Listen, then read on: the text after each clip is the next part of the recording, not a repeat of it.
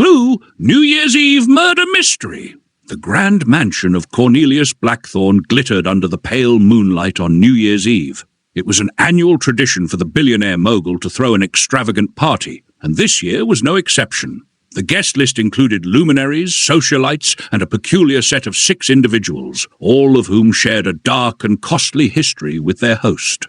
The suspects: Miss Scarlet, the glamorous socialite with a penchant for trouble and a history of gambling debts owed to Cornelius; Professor Plum, a disgraced academic whose groundbreaking research was stolen and patented by Cornelius; Mrs. Peacock, the elegant philanthropist who had been blackmailed by Cornelius over her family's skeletons; Colonel Mustard, a retired war hero who lost his fortune after Cornelius outbid him on a lucrative contract; Mr. Green, the slippery financier who owed Cornelius a small fortune after a failed business venture; Dr. Orchid, the brilliant scientist whose career was sabotaged when Cornelius exposed her controversial experiments. As the clock neared midnight, the mansion buzzed with laughter, clinking glasses, and the faint tension that followed Cornelius wherever he went.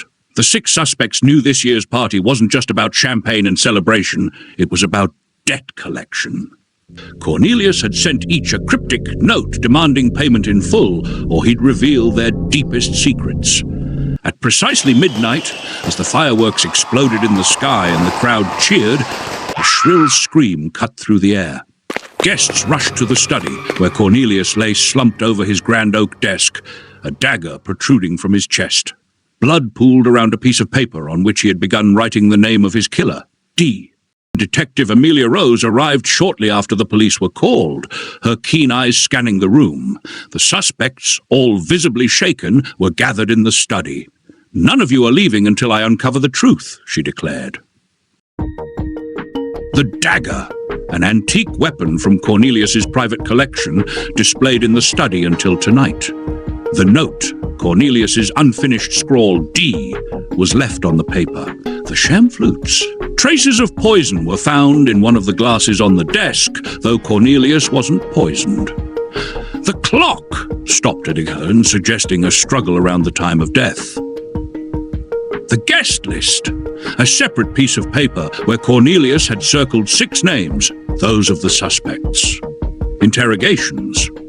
Miss Scarlet claimed to have been powdering her nose in the powder room at the time. She seemed cool, but avoided eye contact.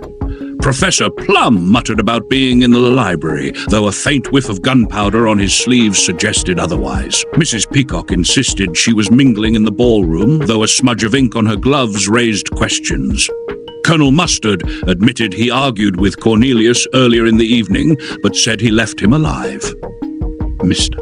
Green was nervously clutching a receipt from the evening, his supposed alibi for being at the bar. Dr. Orchid coolly declared she was inspecting the gardens, but a missing vial from her lab hinted at something sinister. Detective Rose pieced together the clues. The dagger was a red herring. The real murder weapon was a poisoned pen. Dr. Orchid's missing vial had been used to coat the pen Cornelius was writing with. The champagne glasses had been used as a diversion to frame Miss Scarlet. The unfinished note? A deliberate misdirect by Dr. Orchid, who had removed Cornelius's ability to finish writing. She had engineered the murder to look like chaos while ensuring she remained above suspicion. As the first rays of New Year's morning light illuminated the mansion, Detective Rose confronted Dr. Orchid in the study.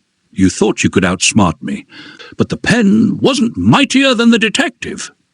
Dr. Orchid smirked but said nothing as the cuffs clicked shut. The others, relieved but shaken, departed with the lingering memory of Cornelius Blackthorne's final party, a night where debts were collected, secrets unveiled, and justice served.